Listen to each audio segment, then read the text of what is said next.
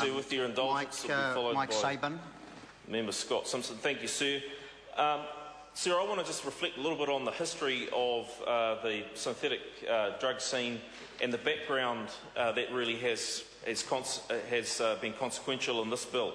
And that is back in the late 90s, early 2000s, when Matt Bowden and Logan Williams pioneered benzylpiperazine, BZP, or party pills, they commonly were phrased as.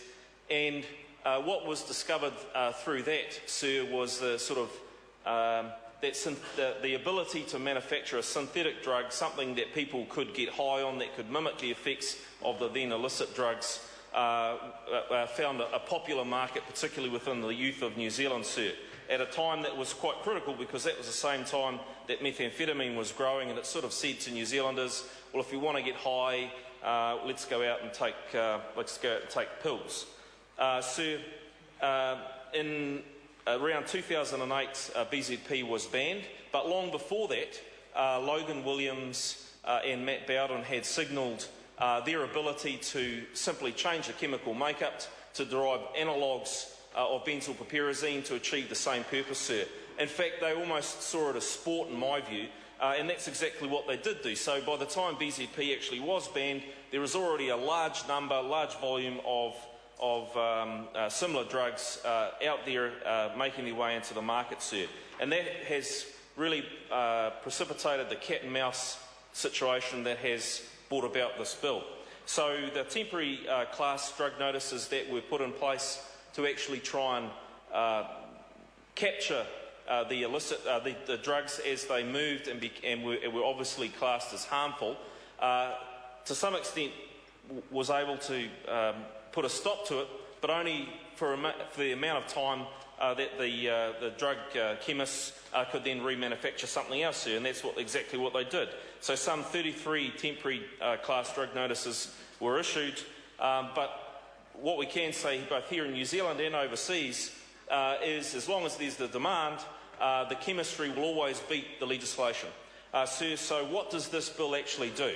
Well, what is at the heart of this bill is it actually places the onus back on those that are producing the drugs to say that if you're producing a substance that a human being is going to consume, then it needs to be safe for consumption. Just like, or minimum risk, low risk, whatever. To me, safe is what it's all about, because ultimately what we do know is that drugs such as K2 or some of the other synthetic cannabises and drugs we've seen are far from low risk, are far from safe. Sir, so the onus now goes back on to the manufacturers of the drugs, that they must prove that they're of low risk for human consumption. Now, some would say, and I've heard it certainly from Labor and the Greens, that this means that we're creating a regulated drug market. Actually, sir, I don't think that's what we're doing. There's nothing in this bill that says actually taking drugs is a legitimate thing. It is simply a way to get ahead of the ability to constantly re-engineer chemically the drugs to beat the legislation. This is not about legitimising the idea that drug taking is a good thing. So the only safe drug use is actually no drug use, and that conversation shouldn't be lost in this bill. Sir, so when we talk about low harm, and that's where the crux of this will come down to, because what would constitute low harm?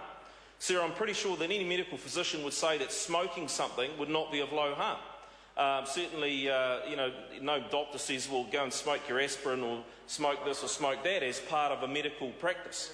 So I can't see anything that can be smoked as being of low harm. I can't see anything that would cause depression or anything that would trigger any sort of mental illness as being of low harm. I couldn't see anything that had any addictive impact that would cause withdrawal, craving and binging. So that then, sir, says, well, anything that basically stimulates dopamine to a degree that would create a high actually would be harmful, because it would create withdrawal, cravings and binging, which is the nature of the addictive cycle, which means that people typically turn to something more significant. Sir, in the Committee of the Whole, I'll talk to the member Mojo Mather's SOP, but suffice to say, sir, is what is being tested at the moment, what is the guinea pigs is human beings. Sir, this bill is about taking control out of drug peddlers' hands, the people who prey on vulnerable young people. Sir, I have no hesitation in commending it. I call Scott Simpson. Mr Speaker, as a member of the Health Select Committee, it's a pleasure